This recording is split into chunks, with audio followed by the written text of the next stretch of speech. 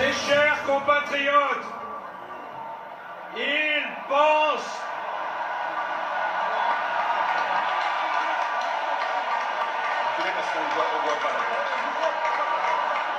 Mes chers compatriotes, ils pensent que je suis seul. Ils veulent que je sois seul. Est-ce que nous sommes seuls? Mes chers amis, merci. Merci de tout cœur pour votre présence, vous qui avez su braver les intempéries, les injonctions, les caricatures et parfois même les invectives en vous présentant ici, sur cette place si forte en symbole. Merci à vous. Merci à vous qui ne baisserez jamais les bras. À vous qui refuserez toujours d'entendre les sirènes du découragement.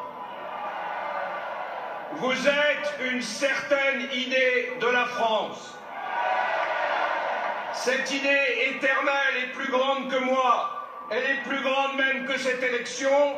Oui, c'est cette très haute idée française que j'ai voulu inviter ici, aujourd'hui, au Trocadéro. Je voulais l'inviter car dans cette campagne présidentielle où je suis devenu la cible de tous, cette campagne où le dénigrement de ma personne sature l'information, on vous a oublié. On a oublié ce que vous aviez sur le cœur. On a oublié pourquoi vous vous battiez. Et à cet égard, même si toute cette charge contre moi est injuste, révoltante, instrumentalisée, je vous dois des excuses. Je vous dois des excuses, dont celle de devoir défendre mon honneur et celui de mon épouse, alors que l'essentiel est pour vous comme pour moi de défendre notre pays. Hommage devait être rendu aux militants de la France que vous êtes.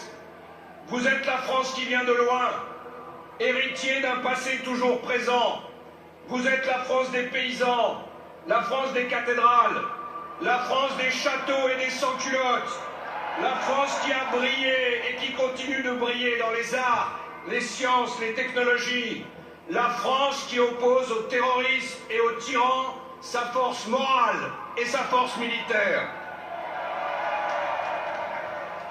Vous êtes la République qui fait de chacun d'entre nous le compagnon de l'autre. La République est née de siècles de combats pour faire triompher l'intérêt général. La République est une révolte face aux facilités, face aux échecs. La République, elle n'est que mouvement. Si elle tombe, elle se relève, tel Gavroche sur sa barricade. Elle se relève toujours.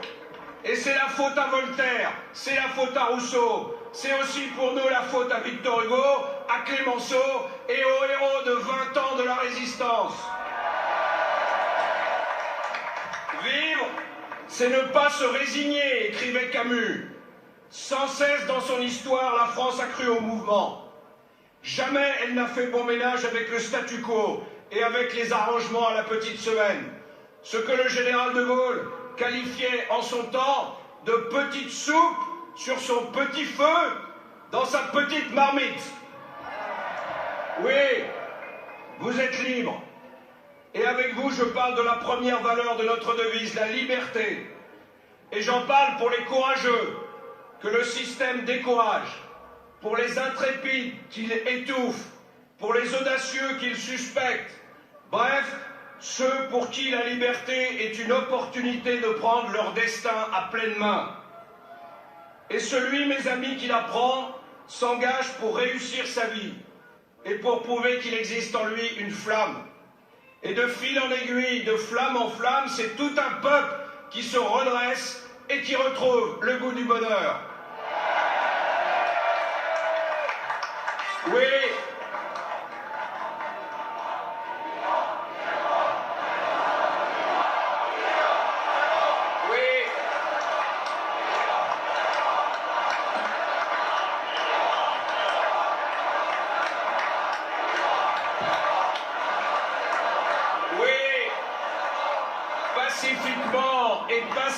Parlement, vous êtes ensemble le peuple qui tous les jours est au travail, qui croit à la famille, à l'ordre juste, qui respecte le drapeau tricolore et les institutions de la République. Vous êtes le peuple qui ne fait pas de bruit, mais qui a du bon sens. Vous êtes les électeurs de la droite et du centre, bien décidés à faire de l'élection présidentielle le point de départ d'un pays qui renaît, un pays dont vous et vos enfants seraient fiers, un pays qui affirme sa volonté d'être une puissance gagnante, la première puissance européenne dans les 10 ans qui viennent. Vous êtes la preuve vivante que rien de grand ne peut se faire sans vous. À vous, mes amis, je dois la vérité. On m'attaque de toutes parts. Et je dois, en conscience, vous écouter. Je dois écouter cette foule immense qui me pousse vers l'avant. Mais je dois aussi m'interroger sur ceux qui doutent et qui fuient le navire. Leur responsabilité est immense, la mienne aussi. Vous savez que je suis un homme pudique, mais je dois vous faire une confidence. Je ne me suis jamais réveillé un matin en me disant « Tiens, je vais être candidat à la présidence de la République ». Je n'ai jamais été dans le schéma de ceux qui sont animés par une ambition personnelle dévorante et qui calculent le moindre de leurs actes, le plus anodin de leurs propos, et qui tissent inlassablement dès leur premier âge les réseaux en fonction de ce seul objectif. À chaque étape de ma vie politique, ce qui n'a cessé de m'animer, c'est la possibilité de réaliser, d'être utile, de rendre service à mon pays. Mes amis, vous savez mon diagnostic. Je crois que notre pays décline et que l'heure est à un dépassement collectif. Je comprends votre inquiétude. Elle s'est d'ailleurs amplifiée depuis 5 ans. 5 longues années durant lesquelles notre République a été mise à mal. 5 années pendant lesquelles nous avons vu notre pays petit à petit descendre dans un long hiver historique, se replier, perdre son rang économique, perdre sa place en Europe et son tissu social se déliter à la vitesse d'une pelote. Et pendant ce temps-là, qu'ont-ils fait tous ces socialistes qui auraient dû uniquement se consacrer à l'intérêt national? Rien. Ils étaient trop occupés par une seule obsession, mettre en place une série d'accommodements déraisonnables et de démissions camouflées, selon les vieilles règles de la 4e République. Des arrangements d'appareils, toutes les décisions lourdes, importantes, reportées, la nomination des amis parce qu'ils sont des amis et non pour ce qu'ils valent, le mépris de la vérité qui dérange, l'oubli des réalités qui fâchent. Tout cela, nous l'avons vu, nous le voyons encore, dans un monde qui se fait autour de nous plus dangereux, plus incertain chaque jour. Au dehors, c'était la guerre et l'on réduisait le budget de nos armées. La dislocation de l'Europe et on nommait Harlem Désir pour s'en occuper. Au-dedans, c'était la crise et l'on continuait à dériver comme un bateau au fil de l'eau. 6 millions de chômeurs, 9 millions de pauvres, une jeunesse en déshérence, un pays qui doute, qui se divise, la haine qui s'installe, une génération sacrifiant la suivante, s'agissant de son éducation, la condamnant à ployer jusqu'à la fin sous le fardeau d'une dette insoutenable au sein d'un pays déclassé. Notre pays n'a pas été gouverné, il a été géré par le premier secrétaire du Parti socialiste.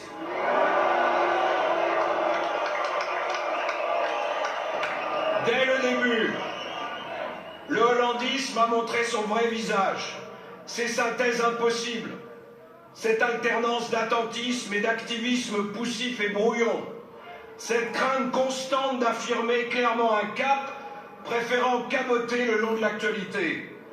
Il paraît qu'il ne faut pas parler de cela. que le droit d'inventaire nous est refusé.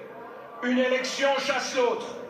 Les commentateurs ne s'intéressent qu'à cette course d'obstacles des prétendants, qu'à la tactique.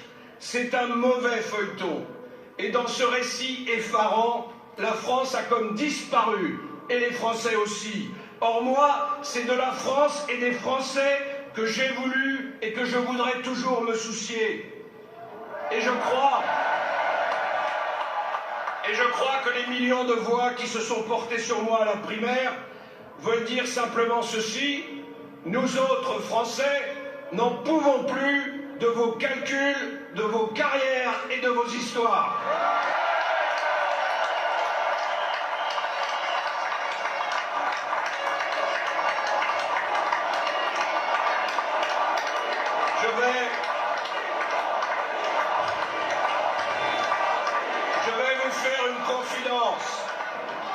Je vais vous faire une confidence. Si par magie, les Français avaient pu assister à ce que j'ai vu ces derniers jours, une vague de dégoût les submergerait. La fuite en canard d'un camp vers un autre, d'un hiérarque vers un autre, vers la circonscription, le portefeuille, la désertion assumée sans honte et aussi sans orgueil. Se sauver soi-même. Oui, là aussi, la France et les Français avaient disparu. Mais je doublerai cette confidence par une autre. Je sais bien, croyez-le, quelle est ma part de responsabilité dans cette épreuve. Au-delà des trahisons, du calendrier judiciaire, de la campagne de dénigrement, c'est bien par ma faute que le projet que je porte, auquel je crois, auquel vous croyez, rencontre de si formidables obstacles. J'ai commis la première erreur. Je vous l'ai dit, en demandant à mon épouse de travailler pour moi parce qu'elle connaissait le terrain, parce que c'était commode, je n'aurais pas dû le faire. Et j'ai commis la seconde en hésitant sur la manière d'en parler, de vous en parler, d'en parler aux Français. Je ne vous demanderai pas de vous mettre à ma place, mais croyez-le, lorsqu'on est ce que je crois être profondément honnête, lorsqu'on a passé sa vie au service de l'intérêt général, essayant un jour après l'autre de prendre les décisions qu'on croit justes, il est difficile de faire face à une telle campagne.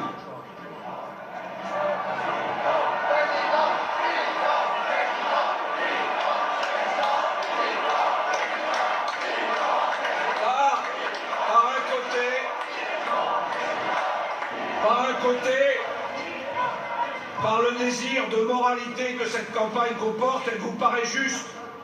Par tout un autre, par l'excès, par la disproportion, par la haine, elle vous paraît injuste. J'ai fait ce que j'ai pu entre ces écueils.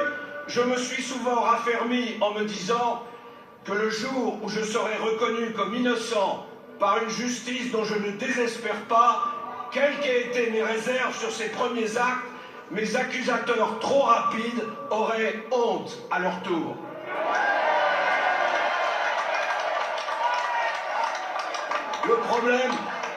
Le problème, voyez-vous, c'est que ce jour-là, il sera trop tard. L'élection aura été faussée. Elle n'aura pas permis de mettre un terme aux deux scandales qui défigurent le pays beaucoup plus sûrement et beaucoup plus profondément que mes propres erreurs. Quels sont ces scandales? Le premier, c'est la manière insidieuse, molle, hésitante, mais terrible dans ses conséquences, dont François Hollande a œuvré au déclassement de notre pays. Son terrible bilan n'a malheureusement pas été effacé. Comme par un coup d'ardoise magique, il demeure plombant notre croissance et hypothéquant l'avenir de nos enfants. Et qu'importe si par un tour de joueur de bonneteau, c'est son ancien porte-serviette, M. Macron, qui prend maintenant le relais, adoptant son programme pour le plus grand bonheur des marchands d'illusions.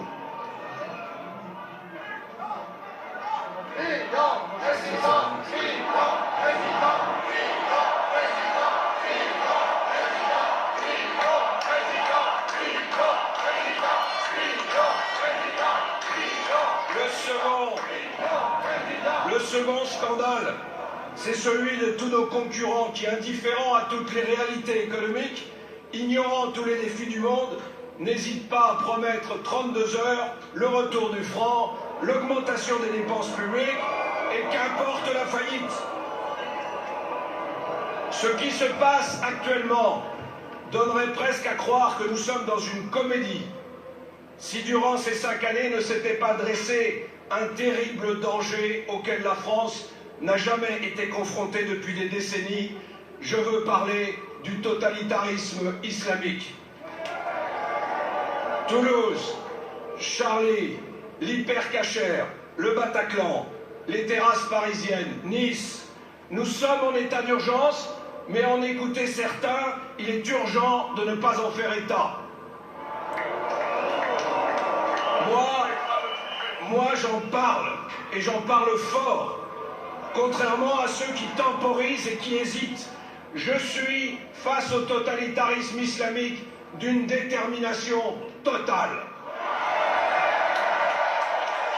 Parce que je crois que toute personne coupable d'intelligence avec l'ennemi doit être condamnée. Parce que la France ne peut pas servir de sanctuaire, de base arrière à l'islamo-fascisme.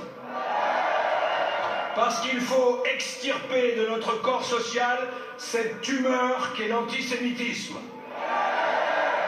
Parce que nous ne pourrons jamais accepter que sur notre sol, comme partout dans le monde, les femmes soient assignées à résidence et traitées comme des citoyennes de seconde zone.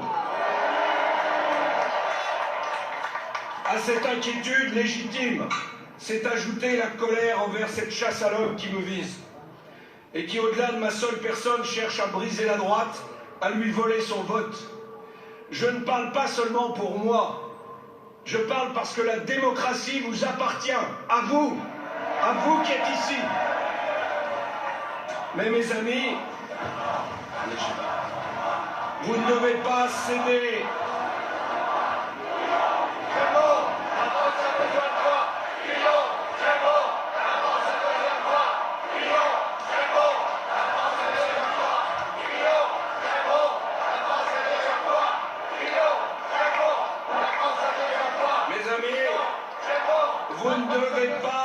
Vous ne devez pas céder à l'inquiétude et vous ne devez pas non plus céder à la colère.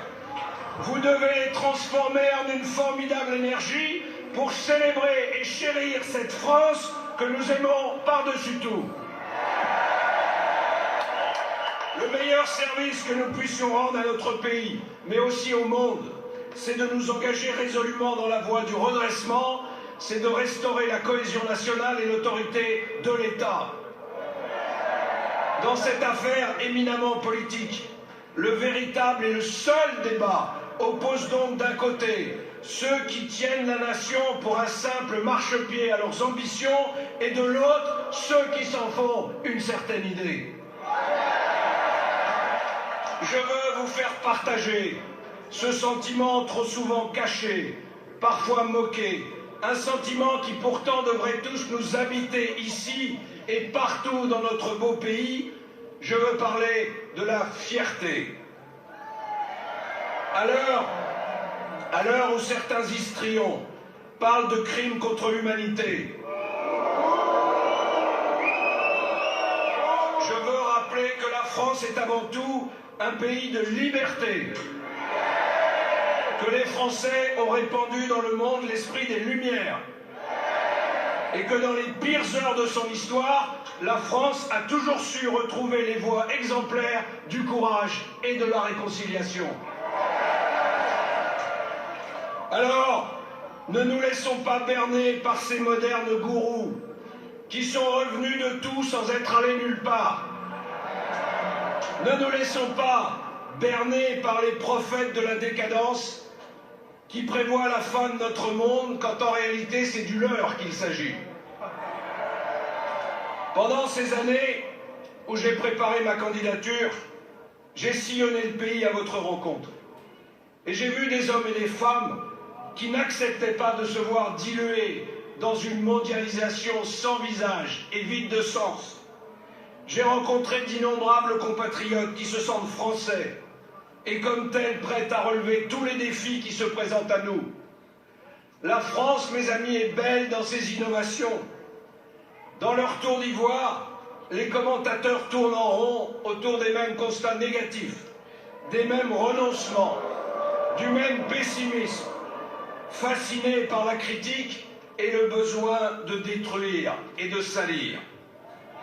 Pendant ce temps-là, des initiatives fleurissent sur tout le territoire, accompagnant la révolution numérique ou appuyées sur la richesse de notre patrimoine artisanal ou industriel, et des entrepreneurs inventent le monde de demain. Non, messieurs les socialo-centristes, non, mesdames et messieurs les extrémistes de tous bords et de toutes obédiences, il n'y a pas de fatalité.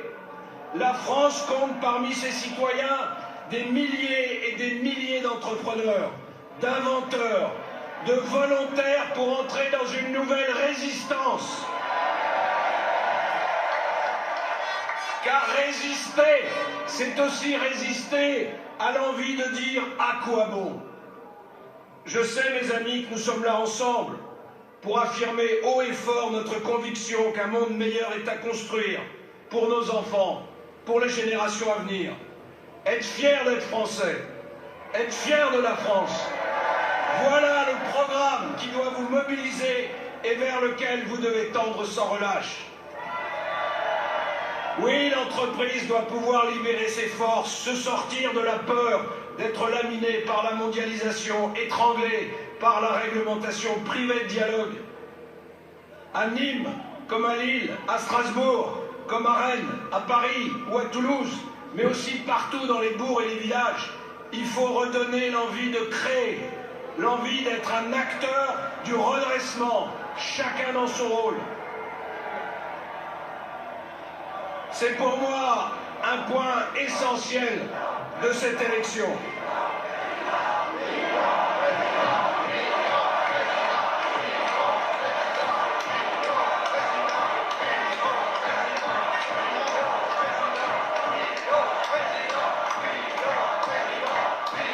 Mes amis, c'est pour moi un point essentiel de cette élection.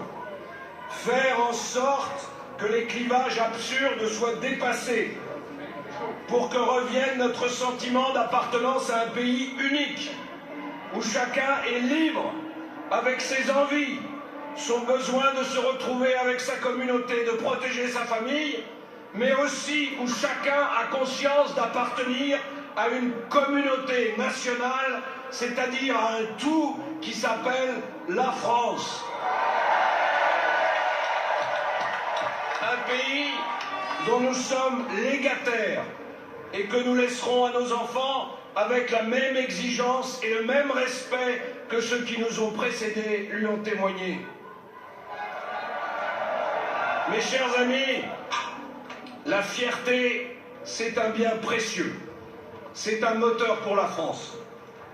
Alors créons, imaginons, travaillons la main dans la main, innovons ensemble.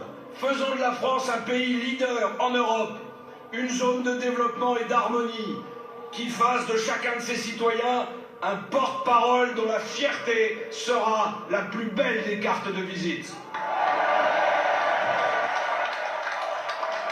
Nous ne surmonterons les épreuves.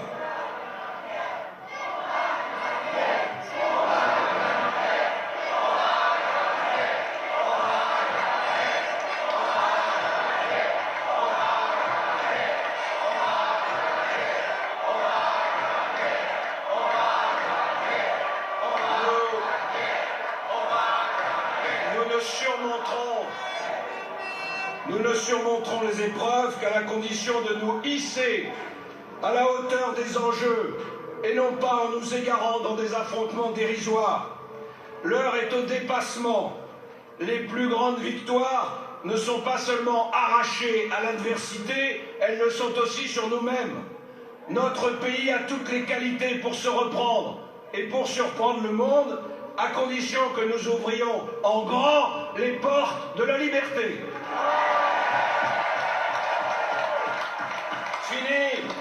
Fini le temps des dogmes. Fini le temps des idéologies mortifères. Fini celui des illusionnistes. Dites-vous bien que les chimères politiques sont appelées un jour ou l'autre à se fracasser sur la réalité.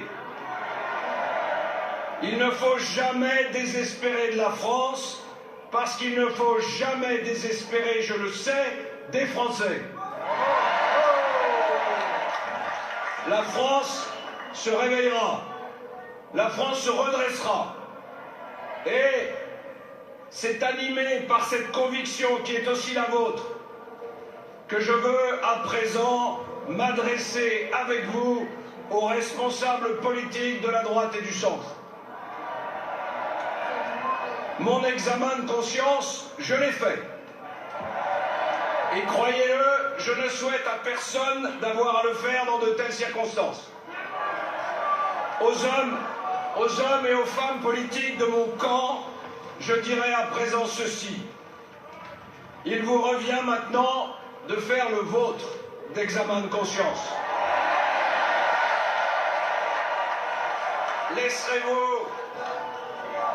Laisserez-vous les passions du moment l'emporter sur les nécessités nationales? Laisserez-vous les intérêts de faction et de carrière et les arrière-pensées de tous ordres l'emporter sur la grandeur et la cohérence d'un projet adopté par plusieurs millions d'électeurs? Vous laisserez-vous dicter par l'écume des choses ce choix décisif qu'une part de notre peuple a remis entre vos mains, le désir profond d'un renouveau, d'une fierté nationale enfin retrouvée? Je continuerai à dire à mes amis politiques que ce choix à la fois leur appartient et ne leur appartient pas, parce que ce choix est le vôtre, celui de vos suffrages, à travers eux de vos espérances. Et il sera, j'en suis sûr, celui de la France tout entière, si nous sommes capables de nous rassembler dans un ultime effort. Vive la France, vive la République!